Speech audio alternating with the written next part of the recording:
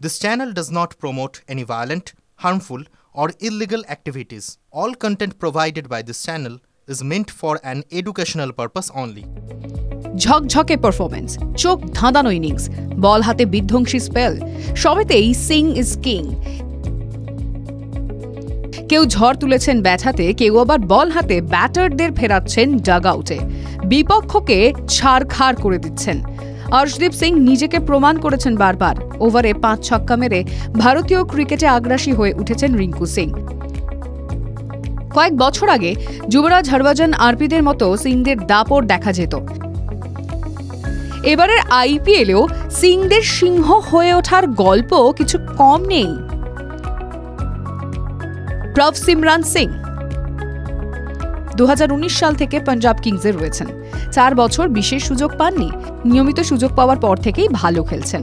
গত 2 মরশুম ধরে গড়ে প্রায় 350 রান রয়েছে প্রভসিমরানের। চলতি মরশুমে ক্যারিয়ারের সেরা ছন্দে প্রভসিমরান। 4টি হাফ সেঞ্চুরির সাহায্যে ইতিমধ্যেই 11টি ম্যাচে মোট 437 রান করে ফেলেছেন। গত ম্যাচে লখনৌয়ের বিরুদ্ধে ব্যাটিং করতে নেমে 48 বলে 91 রানের একটি ঝোড়ো ইনিংস খেলেছেন।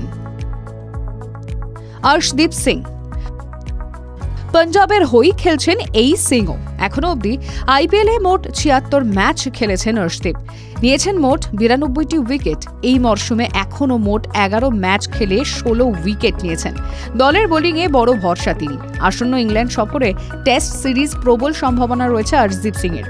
ইংল্যান্ডে কাউন্টি ক্রিকেট খেলার অভিজ্ঞতা তাঁর রয়েছে। ইংল্যান্ড সিরিজে ভয়ঙ্কর হয়ে উঠতে পারেন তিনি।